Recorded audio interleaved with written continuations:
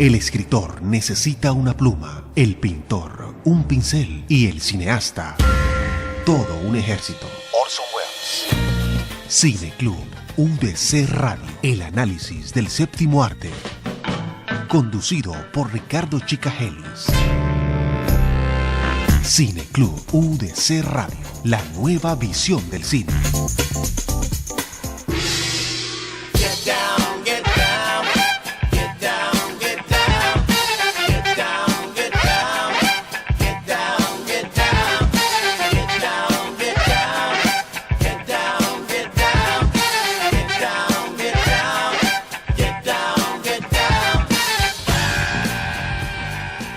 Buenas tardes, queridos amigos, queridas amigas, amantes del cine.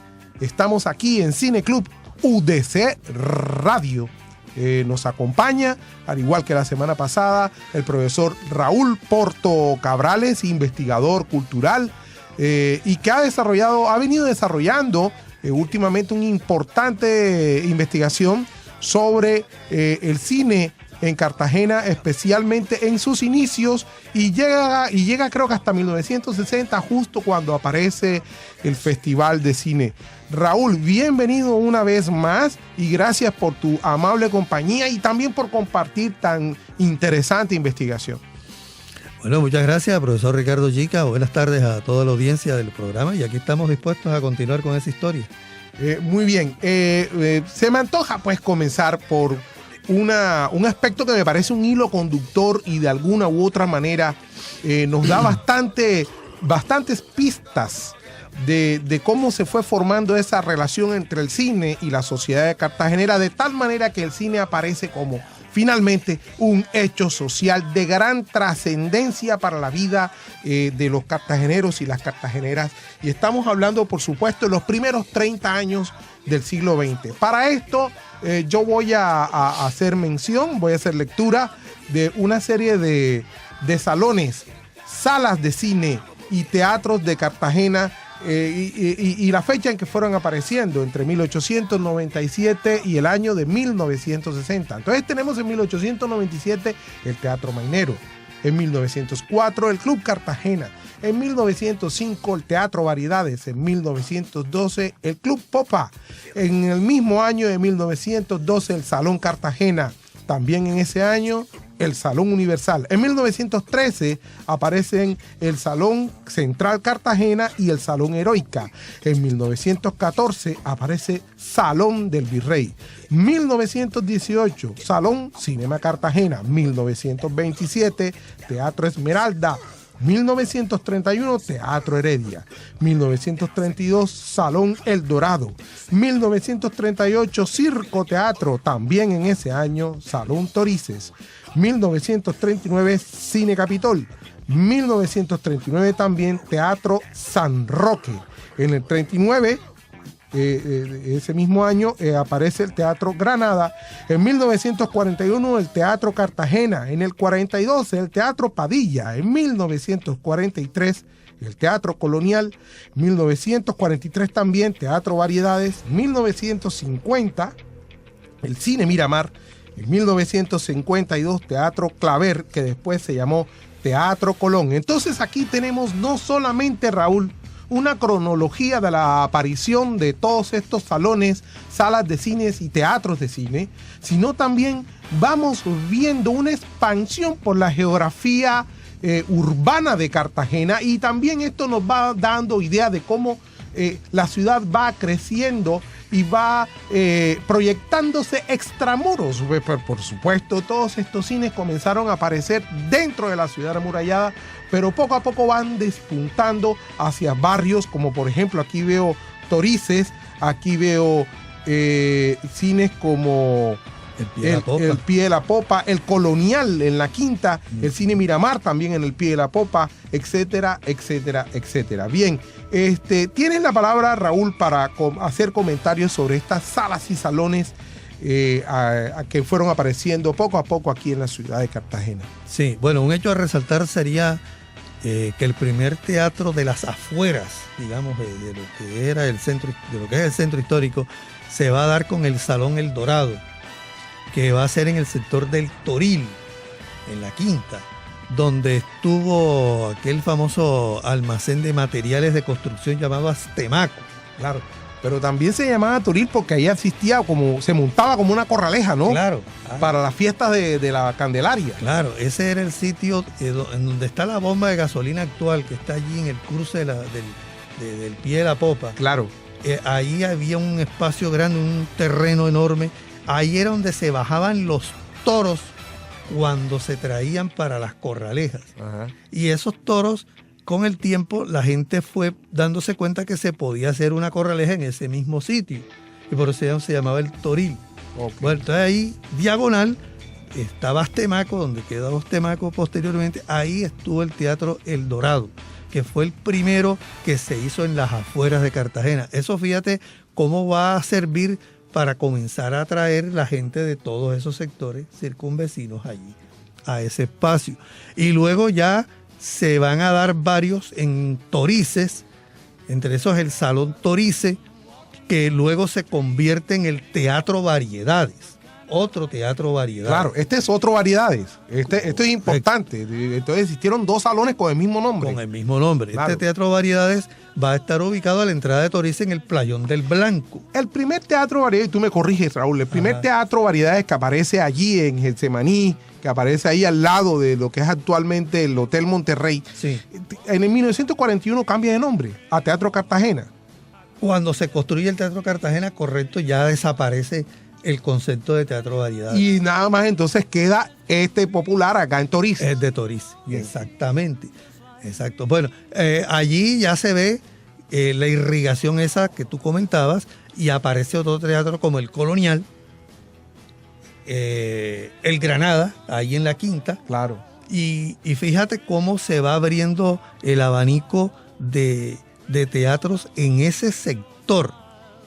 Y luego brincamos acá nuevamente al centro y va a aparecer el Teatro Cartagena, que reemplaza al Variedades, y de una vez llega el Padilla. Claro, que y el también Padilla, es inmenso, ¿no? Claro, Grande. y el Padilla va a competir con el Rialto, lo hacen al lado del Rialto. Aquí hay un hecho muy interesante, y es que ya aparecen empresas desaparecidos. Belisario Díaz va a aparecer una empresa que se va a llamar Circuito Belda. Vélez Daníes. Vélez Daníes. Con el Circo Teatro, el Teatro San Roque, el Teatro San Roque en Getsemaní. Claro.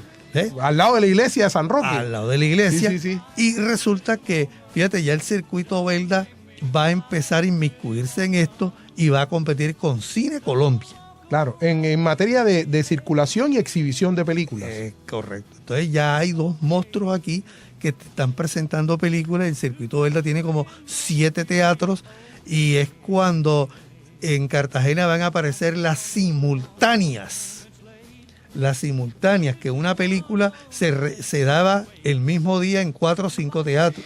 Esta pista es importante, Raúl, porque aquí nos está dando cómo va evolucionando la relación entre la oferta de películas que se hace y las rutinas de consumo del cine en la gente, porque ya no es necesario desplazarse hasta el centro, ¿verdad? Sino que el cine ya lo tienes en tu barrio. Entonces aparece esta red de cines barriales, claro, que se constituyen en unos espacios de aprendizaje popular. Claro. Esto es clave, esto de una parte. De otra parte, hay que tener en cuenta que da la impresión, ¿verdad?, que el núcleo de exhibición del cine tiene como referente muy próximo el mercado público. Ajá. Y parece que es obvio, ¿no? Sí, señor. Porque el mercado es el corazón comercial, el corazón social, el corazón de una serie de intercambios de la ciudad en aquella época. Correcto, así es.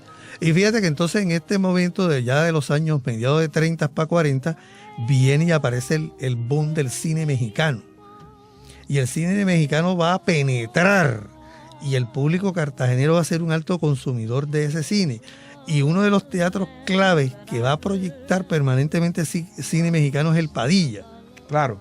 ¿Ves? Y entonces el Padilla se va a convertir prácticamente allí en un enlace entre el público de Cartagena y todo lo que suene a mexicano. Hasta el punto que los empresarios se dan cuenta de esto y se atreven a traer artistas para que la gente los vea en vivo. Y así aparece Cantinflas, aparece Tintán, aparece Pedro Vargas. y se mezcla también con la presentación de grupos musicales y se atrevieron a traer a la Sonora Matancera. Claro. Y el Padilla va a ser el escenario clave de todo eso. Sí, ahí en el Padilla también se presentó María Félix y también se presentó Pedro Infante. Correcto. Esto es importante, esto es clave porque hay que señalar una condición del público que es clave y es el analfabetismo. Claro. Era una realidad no solamente de Cartagena, sino de Colombia entera y prácticamente de toda América Latina. Claro. En Cartagena se hablaban de niveles muy altos de analfabetismo que tú puedes encontrar tanto en los censos nacionales, pero también en otros documentos, Raúl. Yo, por ejemplo, he tenido la experiencia de consultar documentos de la Contraloría y me da la impresión de que en esos documentos de la Contraloría es más verosímil el porcentaje de analfabetismo que pasa del 60%. El censo nacional no te revela tanto eso, no te quiere mostrar sino un 30, un 35% de analfabetismo. Uh-huh. Pero hay otras instituciones que operan en la ciudad durante mucho tiempo y ellos te dicen, no, el analfabetismo era mucho más alto. Y por supuesto esto se constituye en una condición clave para ver cine hablado en español, que por supuesto no era solamente el cine mexicano, sino el cine argentino. De ahí se puede explicar lo que tú decías en el programa pasado sobre la llegada apoteósica y el impacto tan profundo que tuvo la presencia de Gardel en esta ciudad. Así es. Entonces fíjate la estrategia, cómo cambió a lo que tú dices. Llegaron entonces a proyectarse tantas películas habladas que ya la gente no tenía la dificultad de estar leyendo los subtítulos. Y ya ahí ayuda mucho al analfabeta. Claro. Y el cartagenero se convierte en un alto consumidor de cine, que en ese entonces ya se hablaban de estadísticas de asistencia y de producción, y Cartagena a nivel nacional ocupaba el primer lugar de rentabilidad en el negocio del cine, por encima de Bogotá, que tenía 100 teatros, Medellín, Barranquilla. Cartagena marcaba la pauta esa. Claro. Fíjate, claro. Ese hecho tan interesante. Sí, tan importante. Sí. En la parte esa económica. Por eso aquí los teatros abundaron. Claro. Por eso abundaron. Y cuando Víctor Nieto ingresa, que ese va a ser otro asunto en la historia del cine en los años 50, cuando Víctor Nieto ingresa en este negocio y monta un teatro moderno en las afueras, como es el Cine Miramar en el Pie de la Popa, caramba, ya ahí la cosa va a tomar otro cariz, porque ya la población de todo ese sector no va a ir al Teatro Cartagena, sino al Miramar. No, y aparte que don Víctor Nieto hace una propuesta con un enfoque, con un formato diferente y muy interesante, porque es que al lado del Cine Miramar tú vas a encontrar la emisora. Ajá, la emisora. Y vas a encontrar la fuente de soda. Correcto. O sea, es como una especie de centro cultural. Y que además don Víctor se comienza a preocupar por hacer una oferta de cartelera distinta a lo que es el cine hispanoamericano y lo que es el cine norteamericano, y va a preocuparse por traer cintas de Europa. Tanto es así que él es el que monta el primer cineclub en Cartagena. Exactamente, claro. Porque en el año 51, 52 se empezó a dar ese fenómeno. Comenzando los años 50, así es. Y es precisamente el formato del cine Miramar lo que va a facilitar la aparición de los cineclubes. Escuchas Cineclub UDC Radio.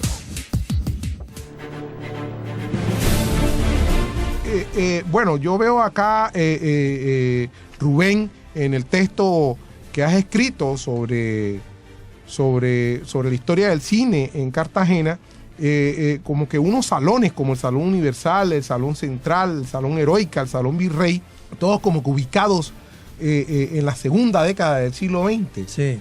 Sí, por ejemplo, fíjate que aquí otro hecho simpático es que los clubes sociales de la época, Cartagena y Popa, también se integran a esto para darle cine exclusivamente a sus socios. Claro. Y ese es otro hecho interesante. Claro, puede ser incluso un aspecto, un antecedente a lo que actualmente conocemos como el Cineclub. Entonces estos dos clubes también se meten en la energía esta, y proyectan sus películas y los socios se integran allí. El Club Miramar después, cuando estuvo en Manga, cuando lo fundaron, también hizo parte de esto, de este experimento. Y lógico, aparecen una serie de salas y salones, como ellos los llamaban, pero que no fueron duraderos. Fueron espacios que se generaron por la expectativa, pero realmente Variedades les ponía el pie y no tuvieron durabilidad. Quizás, y vale la pena reiterar un poco, en esto tiene que ver mucho que el Variedades prácticamente quedaba al lado del mercado público, claro, de Getsemaní. Ese es un hecho clave. Es un hecho clave. Y ahí se daba otra cosa interesante. En el Variedades, que se me escapó al principio en el programa anterior, habíamos hablado que estaba dividido en dos, ¿verdad? Claro. Para un sector A y un B. El A entraba por enfrente del camellón y el B entraba por allá por detrás. Ah, ok. Esto es importante. ¿Ves? El acceso, la diferencia. Ok, sí, eso está muy bien. Por la puerta trasera, si se quiere. Por la puerta trasera, mira, claro. Mira esa diferencia. Categorización social, claro. Y lo curioso fue que desde aquel entonces, en la salida de ambos espacios, allí el que salía de la película se encontraba con dos mesas de frito, claro, que se hicieron obligatorias para el cine en Cartagena. Pero, a ver, ¿dónde estaban ubicadas las mesas de frito? O sea, a la salida frente al Camellón de los Mártires para el grupo selecto. Y en la parte de atrás para los que entraban. No importa en qué condición social o si tenías plata para pagar uno o el otro, tú tenías a disposición una oferta gastronómica popular. Correcto. ¿Verdad? Con tipo buffet, claro, ¿verdad? Donde estaba entonces la carimañola, el buñuelito de frijol, la arepa con etcétera, etcétera. Y por supuesto las bebidas. Claro, y esas mesas de frito perduraron hasta cuando se acabaron esos teatros. Así es, Raúl. Pero también me estás haciendo recordar un aspecto práctico también. Y es que eran tan grandes estos cines, ¿verdad? Estos salones, especialmente el Rialto y el Pailla, que eran los más grandes. Inmensos. Oye, que entre las bancas circulaban los señores que te ofrecían maní. Ah, sí, el manicero. Claro. El manicero. Entonces, y también esto le daba un olor característico a la sala de cine, ¿no? Sí, eso es cierto. Es más, el Padilla tiene una cosa adicional a todo esto, que fue el primer teatro en Colombia que le prestaba el servicio a aquellos que tenían vehículos que podían ver el cine desde dentro del carro. Claro, eso es verdad. ¿Ves? Eso es importante. Ese fue un cinema auto. Sí. Esto es importante. Sí, mira tú cómo lo revolucionó. Tú entrabas esto con tu carro, ¿verdad? Adentro de la sala de cine. Sí. Esto es un formato muy popular en los años 50 en los Estados Unidos y aquí en Cartagena eso se implementó, sí señor. Aquí se dio. Otros hechos paralelos al cine, por ejemplo el Padilla, es que también presentó programas de boxeo. Sí, eso es importante, Raúl. Ahí se dio boxeo, en el Padilla se presentó el famoso Arturo Godoy, chileno aquel que había peleado con Joe Louis y venía con una aureola, y ahí se presentó Arturo Godoy. Lastimosamente, eso tiene una anécdota, el ring que armaron no fue suficientemente seguro y Godoy, que era un peso pesado de 250 libras, cuando se subió, el ring comenzó a bambolearse y se cayó el ring. Como una mecedora y eso cayó. Eso se cayó y se formó la tángana en el teatro y la gente destruyó el teatro siguiendo la plata porque Godoy no pudo presentarse. Claro, imagínate tú. Entonces, ese tipo de cosas eran comunes y fíjate que es que el cine realmente no era un espacio para proyectar películas, sino que acontecía una gran cantidad de actividades que se ofrecían, no solamente deportivas, sino de tipo artístico y cultural, como era la presentación de los artistas que tú señalabas, pero también se hacían rifas. Claro. ¿Verdad? Y también se hacían concursos de canto y entraban también a hacerse remotos por radio.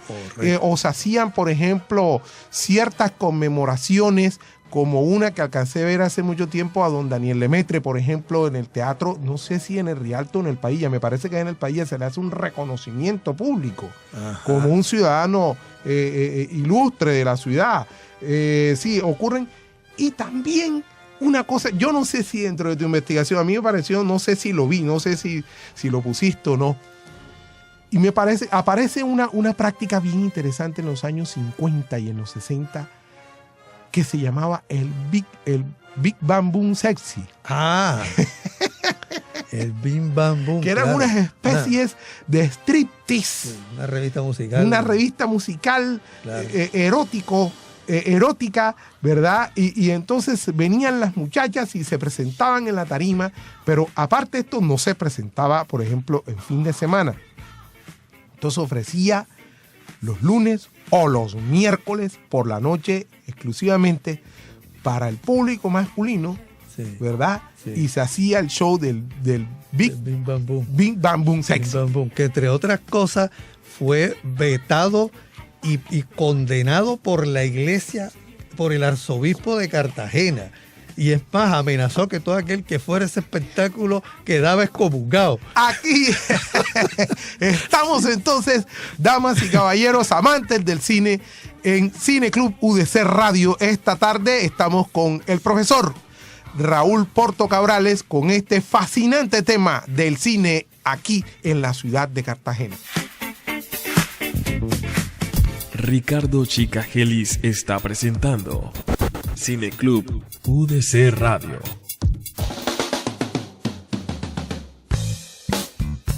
Oye, fíjate, Rica, que hay otra cosa interesante en todo esto de la presencia de la iglesia en el cine, que ellos, yo digo en el fondo, eran los encargados de promocionar las películas, porque a la entrada de las iglesias publicaban ellos todos los domingos una lista de las películas que recomendaba ver el buen católico y las que estaban prohibidas.